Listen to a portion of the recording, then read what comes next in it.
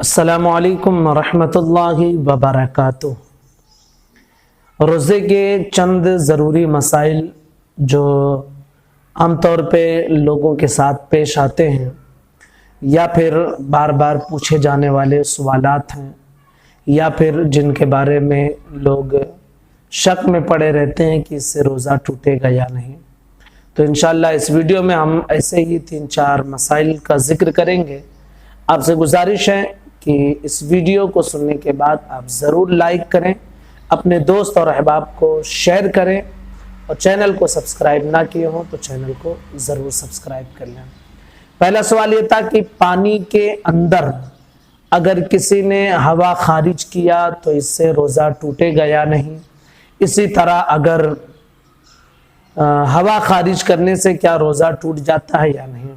तो देखिए, इसके हवाले से आप ये समझ लीजिए कि हवा खारिज करने से यानी हवा निकलने से, जिसको आप अपनी ज़बान में पादना कहते हैं, अगर हवा निकलने की वजह से तो रोज़ा नहीं टूटता है। लेकिन पानी के अंदर, जैसे कोई इंसान स्विमिंग पूल में नहा रहा हो या तालाब वगैरह में नहा रहा हो या फिर झील वगैरह में नहा रहा और पानी के अंदर है और उस वक्त उसे हवा खारिज करना है, तो ऐसे हालात में पानी के अंदर हवा खारिज करना ये मकरूह है, क्योंकि इसमें इम्कान ये रहता है कि आप हवा खारिज करें और पीछे के मकाम से पानी अंदर चले जाए, तो ये इम्कान रहता है। इसलिए हवा खारिज करना पानी के अंदर मकरूह करार दिया गया है।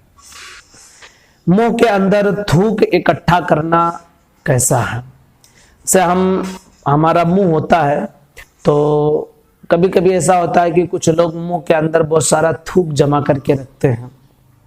तो याद रखिए कि रोज़े के हालात में भी और गैर रोज़े के हालात में, यानी जब आप रोज़े से ना हो तब भी ये चीज़ ना पसंदीदा है कि आप मुंह के अंदर बहुत सारा थूक जमा करके रखें, क्योंकि मुंह के अंदर आप जब बहुत सारा थूक जमा करके रखेंगे और कहीं आप थूकेंगे तो ये भी नापसंदीदा लगता है कि जो है पूरा इतना सारा थूक आप कहीं पे थूकें, और इसी तरह आपको खुद हलक के नीचे उतारने में भी उसे नापसंदीदा लगेगा।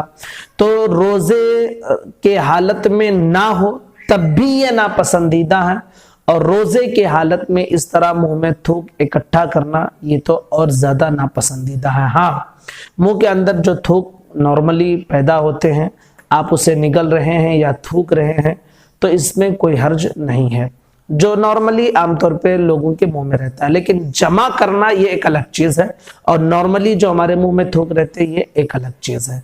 तो जमा करना ये नापसंदीदा है।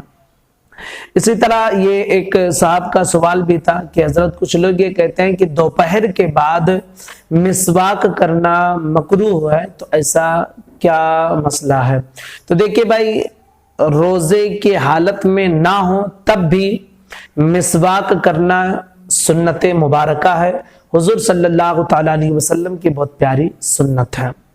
चाहे आप तर से मिसवाक करें या सूखी से मिसवाक करें या पानी से तर कर लिए हो या दरख्त से तर ही मिसवाक आपने लिया हो, ये सारी सूरतें हैं। इसी तरह चाहे आप सुबह में करें, दोपहर में करें या शाम में करें, कभी भी आप करें, रोजे की हालत में या बगैर रोजे की हालत में हरगिज मिसवाक करना मकरूह नहीं है। जो लोग ये समझते हैं कि दोपहर के बाद मिसवाक करना मकरूह है तो वो गलत हैं, ऐसा नहीं है। सुबह में भी, दोपहर में, शाम में, जब आप चाहे मिसवाक कर सकते हैं। हुजूर सल्लल्लाहु ताला अलैहि वसल्लम की प्यारी सुन्नत मुबारका है, इसमें कोई हर्ज नहीं है। इसी तरह औरत को अपनी बीवी को बोसा लेना, गले लगाना, बदन छूना वगैरह कैसा है। तो इसके हवाले से आप ये समझ लीजिए कि अपनी अहलिया, अपनी बीवी को बोसा लेना, रोजे की हालत में बोसा लेना, इसी तरह जो है अपनी बीवी को गले लगाना, अपनी अहलिया को, इसी तरह उसके बदन को छूना, अगर ये सारे काम आप रोजे की हालत में कर रहे हैं और खौफ ये है कि अगर ये सारी चीज आप करेंगे तो मुमकिन है, अंदेशा है कि आपके जिस्म से मनी निकल जाए, یعنی شہوت کے ساتھ منی نکل جائے۔ اسی طرح یہ خوف بھی ہے کہ اگر میں گلے لگاؤں گا یا بوسہ لوں گا یا پھر جو ہے اس کے بدن کو چھوؤں گا تو پھر ہم بستری کرنے کا دل کہے گا، ہم بستری میں مبتلا ہو جاؤں گا، تو پھر ایسی صورت میں اپنی بیوی کو روزے کی حالت میں گلے لگانا یا پھر اس کے بدن کو چھونا یا پھر اسے بوسہ دینا یہ مکروہ ہے، ایسا نہیں کرنا چاہیے۔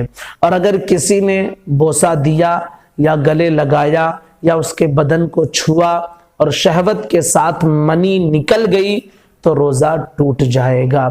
البتہ اگر صرف مزی نکلی ہے، یعنی جو سفید چپچپاہٹ والی پانی ہوتا ہے، اگر وہ نکلا جسے مزی کہتے ہیں تو ایسی صورت میں روزہ تو نہیں ٹوٹے گا، لیکن میں نے بتایا کہ اس طرح کے کام کرنا روزے کی حالت میں یہ ناپسندیدہ ہے۔ تو امید کرتے ہیں کہ یہ مسائل آپ کو کلیئر ہو گئے ہوں گے۔ آپ سے گزارش ہے کلپ کو ضرور شیئر کریں۔ السلام علیکم ورحمۃ اللہ وبرکاتہ۔